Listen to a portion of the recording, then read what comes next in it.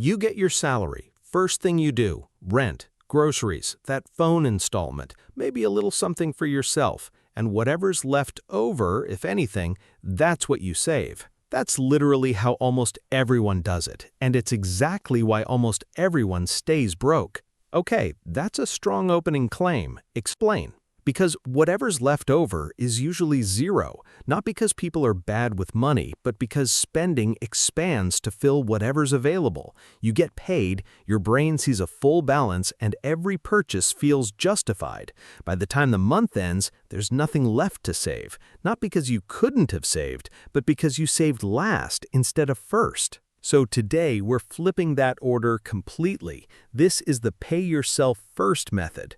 Automate your savings the moment income lands, before a single rupee or dollar touches rent, food, or anything else. And I want to be clear from the start, this isn't a budgeting tip. This is a systems change. Budgeting relies on willpower every single day. This relies on willpower exactly once, the day you set it up.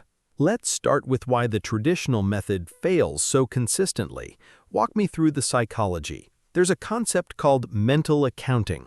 When money sits in your main account, your brain treats it as available, spendable. It doesn't mentally separate rent money from grocery money from future me money. It's all just one number, and that number gives you permission to spend.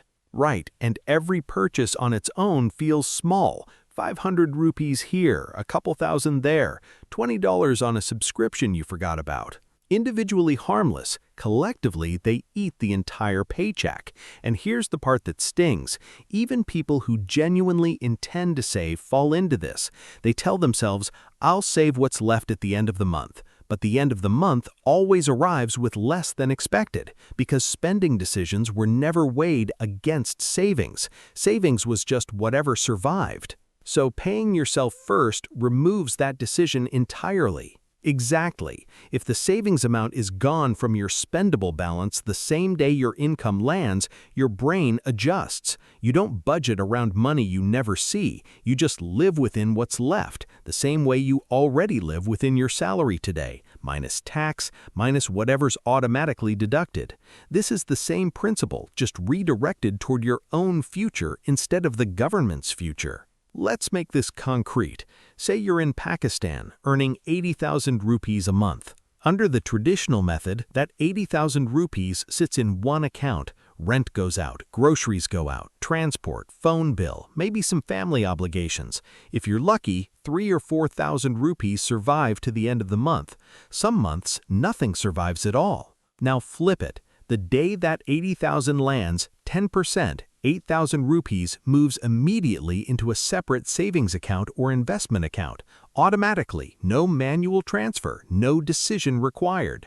Now you're not living on 80,000 rupees anymore, you're living on 72,000. And here's the key. Within a week or two, your spending adjusts to that number without you consciously trying. You cut the small stuff, you negotiate a bit harder, you skip the impulse buy. Not because you're forcing yourself, but because that 72,000 is now your reality. And the 8,000 you moved is untouched, growing, completely separate from daily temptation. Same math works in dollars. Say you're a freelancer billing clients in USD, earning $2,000 a month. Pay yourself first at 15%. That's $300 gone the moment it lands, into a separate account, ideally one that's slightly annoying to access. Whatever's left, $1,700, is what you actually budget your life around. Now, let's talk about why slightly annoying to access matters, because that's not a throwaway line. This is huge. If your savings account is one tap away in the same banking app as your spending account, you will dip into it. Not because you're undisciplined, because friction determines behavior far more than intention does. The whole point of automation is removing decisions. If accessing that money is just as easy as spending it, you've automated the saving but not the protection. So what does annoying to access look like practically? A few options. A separate bank entirely, so there's no one-tap transfer between accounts.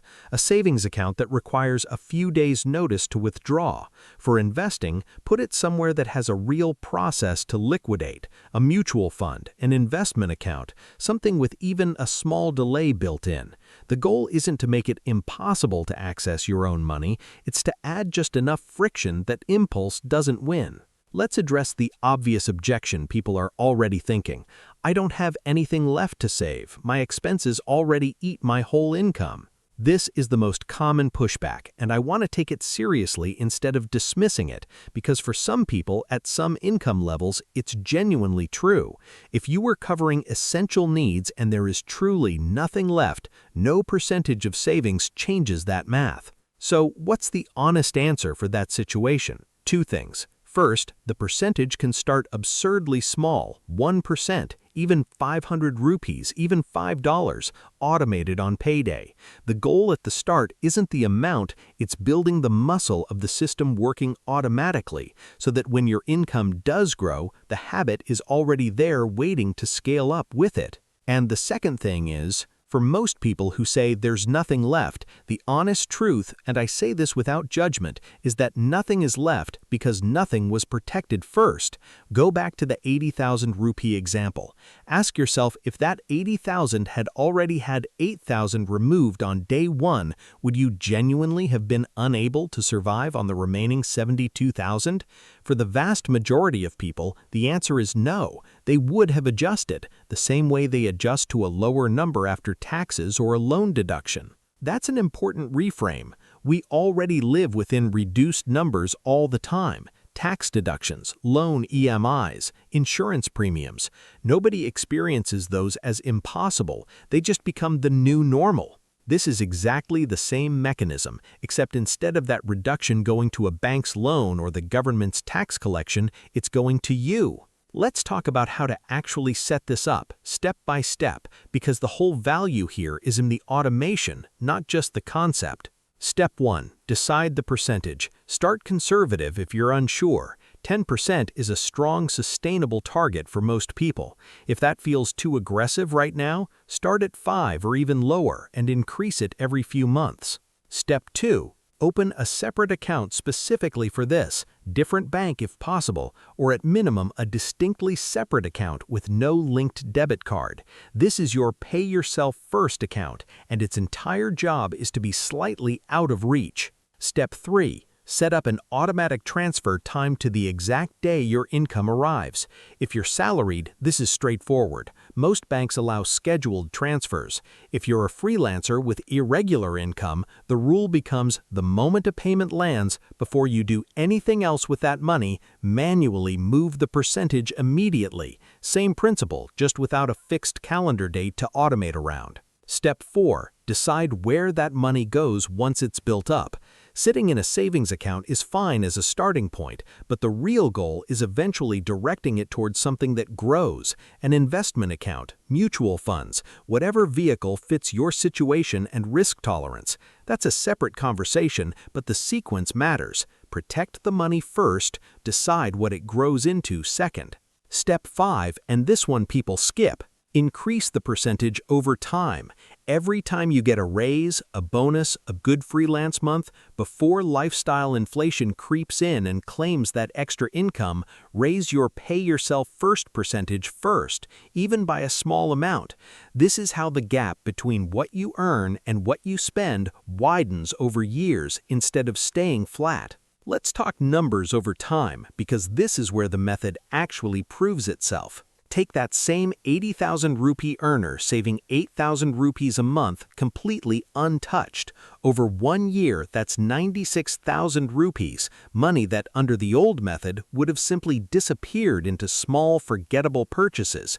Over 5 years, without even accounting for any growth or returns, that's close to 576,000 rupees just from consistency. And that's the boring, no return, just sitting there number. Right, the moment you start directing that towards something that actually grows, even conservatively, the gap between pay yourself first and whatever's left isn't just a difference in habit, it becomes a difference in what your financial life looks like a decade from now. I think the biggest misconception to close on is that this requires more income to work. It doesn't. It requires reordering, not more money. The person earning 80,000 rupees who pays themselves first will more often than not end up wealthier over time than the person earning 150,000 who saves whatever survives the month, because income without a system just means bigger numbers flowing in and bigger numbers flowing out. That's the whole video, honestly, in one line. It's not about how much you make, it's about what gets protected before you're given the chance to spend it. So, here's the actual homework, right now, not someday. Open your banking app after this video. Set up one automatic transfer timed to your next payday for whatever percentage feels sustainable, even if it's small. That's it. That one action is the entire strategy. If this helped, subscribe to Dollar Sense. We break down exactly this kind of practical money strategy every week, built for how people actually earn and spend, whether that's in rupees or dollars. See you in the next one.